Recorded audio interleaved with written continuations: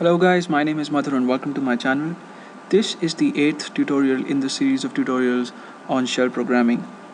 Now in the last tutorial I said that in this tutorial we'll be checking out ls, and I also told you that it is a very important command. Now before we check out ls, I would like to talk about file permissions because it's better to know about files and permissions before we learn ls. So what I'm gonna do now is I'm gonna create a file using the terminal and the touch command, and I'll call this file anything. I'll just call it sample.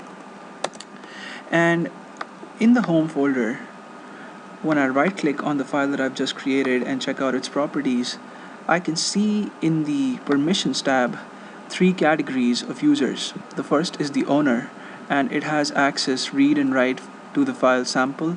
The next category is the group to which the owner belongs, and the third category is for other users, other users on the operating system who are not in the same group as the owner, which in this case is me.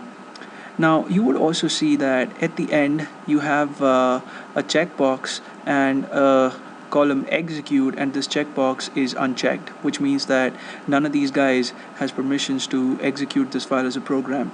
And these are default settings. No matter where you create your file in the file system and no matter what name you give it, if you do not specifically mention permissions of your own choice at the time of creating your file will have the same set of permissions as you're seeing here.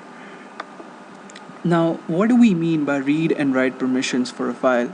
By read permission, we mean that we can just open the file and we can just view the contents of the file and we cannot make any modifications to it.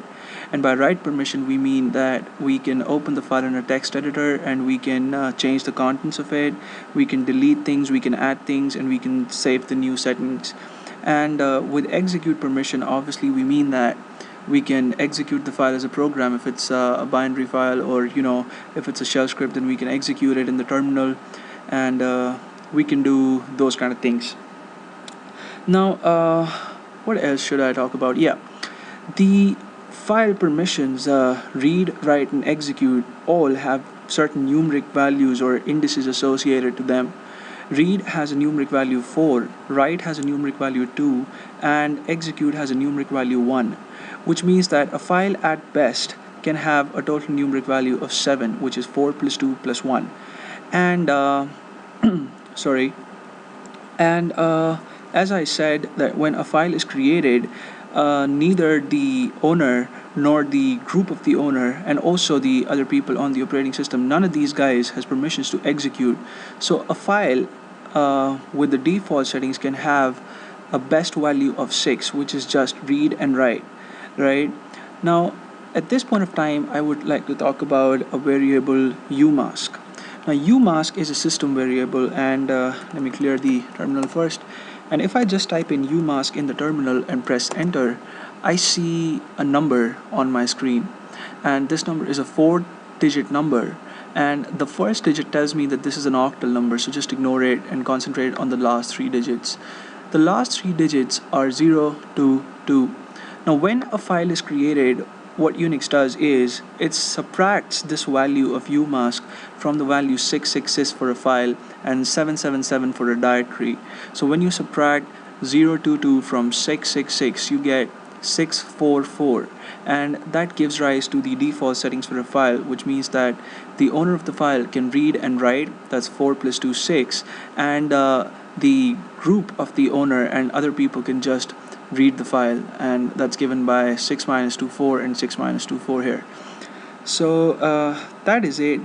I just wanted to give you guys a little insight on file permissions, and this is actually pretty important when we learn to use the chmod command to change file permissions. I'm gonna elaborate further on the concept of umask and also on the concept of read, write, and execute permissions for directories. But for the time being, that's all I wanted you guys to know. So see you guys in the next tutorial. Thank you so much for watching this one, and please subscribe to my channel.